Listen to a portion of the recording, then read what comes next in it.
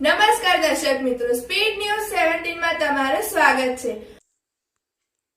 Devasya school Vastral દ્વારા શ્રીરામની શોભાયાત્રાનું આયોજન।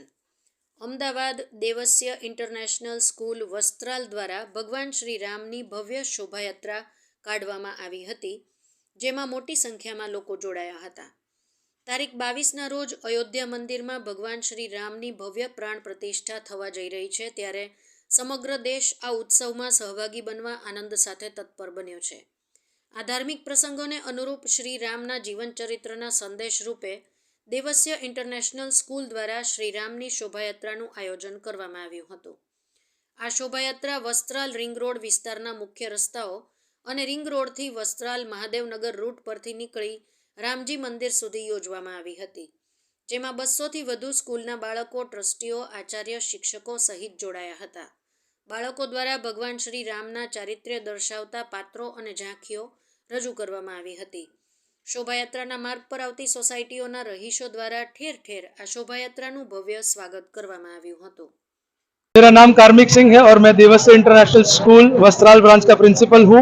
आज हमने ये शोभा यात्रा निकाल रहे हैं। 22 तारीख को प्राण प्रतिष्ठा महोत्सव है, अयोध्या में श्री राम जी पधार रहे हैं और वैसे ही आज हमारे आंगन में देवस्य इंटरनेशनल के श्री राम और पूरी तैयारियों के साथ हम रथ लेके निकल रहे हैं। यहाँ 5-7 झांकियाँ बनाई गई हैं बच्चों को दिखाने के लिए और इसमें 200 से ज़्यादा बच्चों ने पार्टिसिपेट किया है।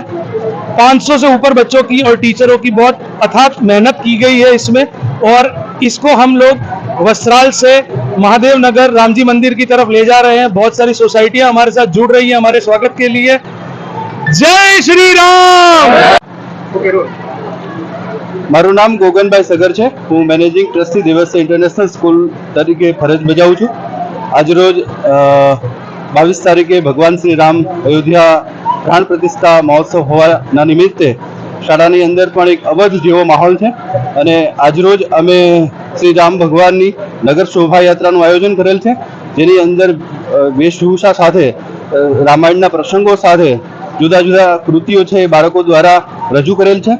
આ જે શોભાયાત્રા જે છે એ દેવસ્ય સ્કૂલથી મહાદેવનગર જે રામજી મંદિર છે ત્યાં સુધી જશે।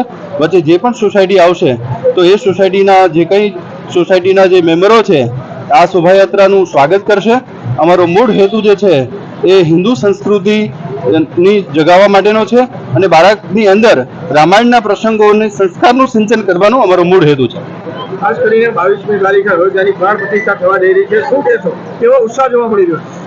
અમારા શાળાના આંગણે ભગવાન શ્રી રામ જ્યારે અવધમાં પાછા ફરેલા હોય અને અવધમાં જે રીતે આનંદ હતો એવો શાળાની અંદર પણ આ અવધ જેવો જ આનંદ શાળાના શિક્ષકો, શાળાના સંચાલન, શાળાના બાળકો અને વાલીઓની અંદર જોવા મળે છે અને અદ્ભુત પ્રેમ શ્રી રામ પ્રત્યેનો અને આખું જે આપણું શાળા પરિસર છે એ સંપૂર્ણ રામ મગ્ન થયું હોય એવું લાગે છે।